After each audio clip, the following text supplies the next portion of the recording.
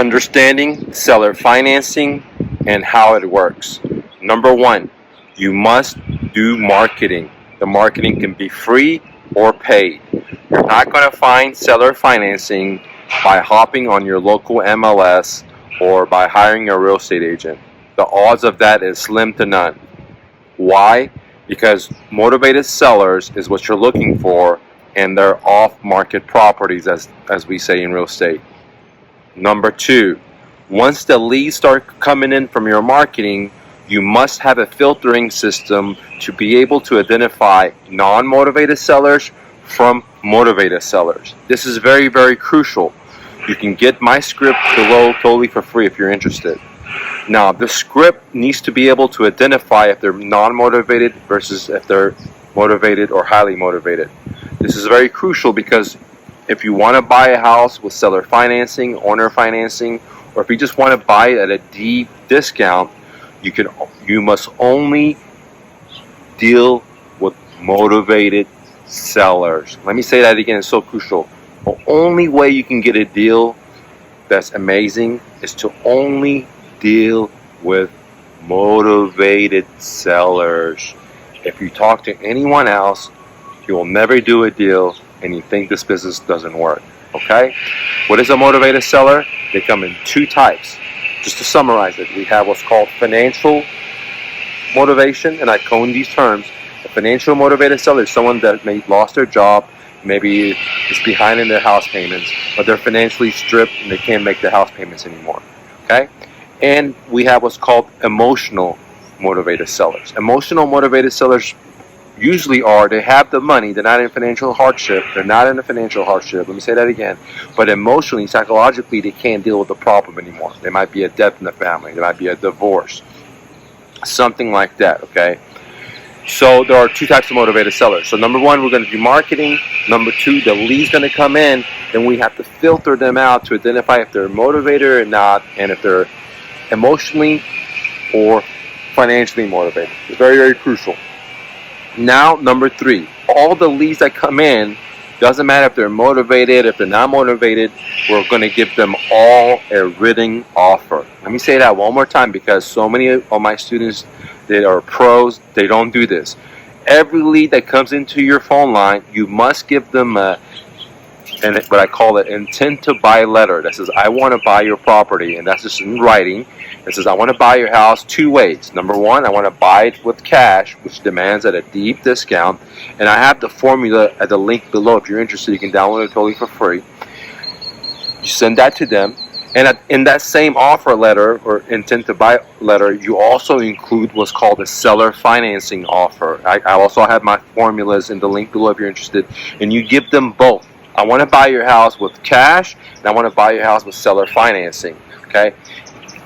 Give to them. So we generate leads, we filter them when the leads come in with our script, and then we must give them a written offer in their inbox to them that says we want to buy your house with cash or seller financing. Now, number four is where the negotiation happens. Now, a lot of people think that number four is like number one, and they start negotiating at number one and number two, and this is where they never do deals, or they don't get really good deals, because the negotiation doesn't happen to you say, hey, you raise your hand and you say, look, I'm interested in buying your home. You wouldn't negotiate with something that you're not interested in. First, you got to do your due diligence. You got to probe the seller with the script to identify them, to see if they're motivated, what is their situation, why they want to sell, how much they owe on their house, if it's free and clear, what is the interest rate, all that stuff that's in my script. You can get it below, like I said.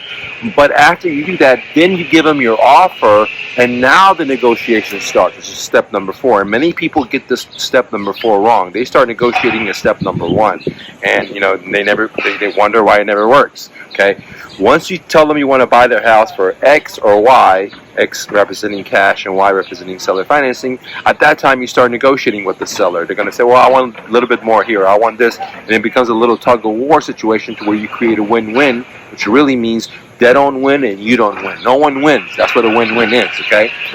And then expect 90 to 99% of this home seller to say no. They don't want to do this deal. They don't want to sell it with X, and they don't want to sell it with Y, because with X they lose a lot of equity. With Y, they got to become your bank, and etc. It's just totally normal. That's why we have step number 5, which is called your follow-up system. Now, 90%, 89% of all the deals are going to come in this follow-up system, okay? And a lot of people will never get the deal because A, they don't give an offer in writing, and number 2, they have a horrible follow-up system. They may just reach out to them once, twice, 3 if they're lucky. Where I highly suggest you follow with these sellers 1 year, 2 years, 3 years down the line, because the situation will change, which brings me to point number 6, okay? And point number 6 is that, so let's go back to this stuff. Number 1 is you do marketing. Number 2, you have to filter them to find out their motivation. Number 3, you have to give them a written offer. Number 4, you're going to start the negotiation. After you give them the written offer, they're going to call you up and say, well, but blah, blah, blah, blah.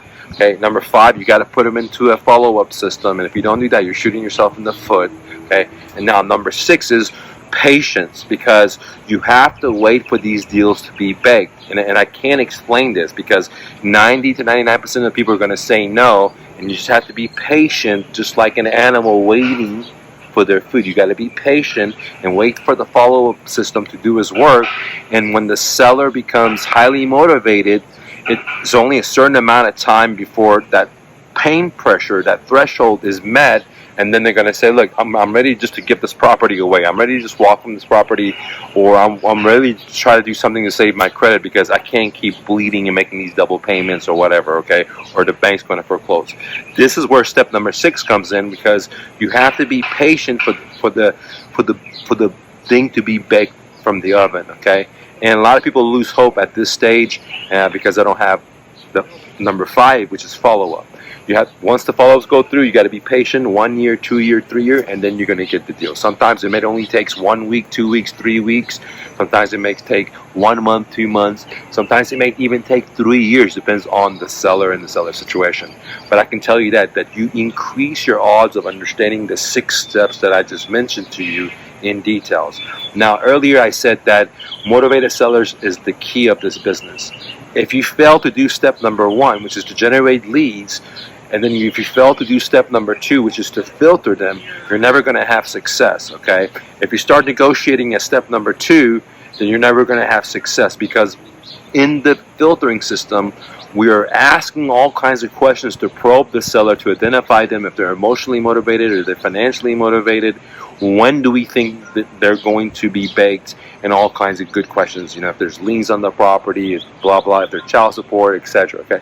So it's very important to ask open-ended questions, to build rapport with the seller, has confidence in you, and you literally become their friend, okay? And when I say that I give them an offer, I called it my superhero offer, okay? So in that written offer, not only am I giving them a cash offer, but I'm also giving a seller financing offer, but over the phone, I'm also giving the seller my superhero closing, which is the offer. And that includes every option the seller has underneath the moons and the stars that I don't make any money out of.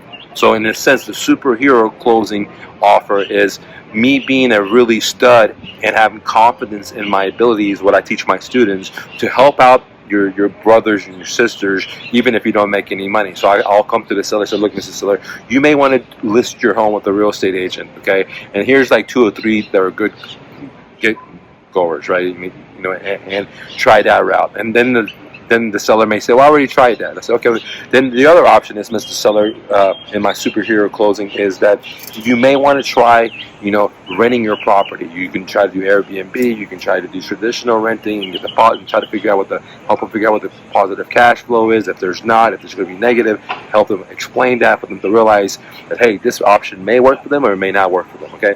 Then I'll go down the list. Depends what the situation of the property is. If the property has negative equity, then we'll say, hey, you may want to consider doing a loan modification, or you may want to consider doing a short sell or something like that. Okay, and basically we go down the list and give them all their options on the moon and the stars. And if you're interested, again, get my script. It's in there. Actually, that's in my mother course. But when you get my script, which is totally for free, you can get my mother course for just I believe $100 or something. Not too big. Anyways. when I give them the offer, I'm giving them a verbal offer of the superhero closing, which is all their options.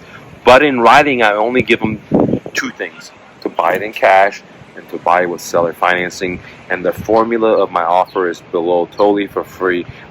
So if you thought this was valuable for you, thank you for clicking the like button. Thank you for subscribing. If you have any questions, comments, leave it below.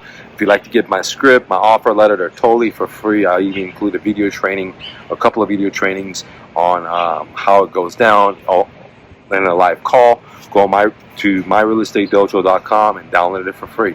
Thank you so much, and always remember, you are braver than you believe, stronger than you seem, smarter than you think, and twice as beautiful as you ever imagined. Romy, peace.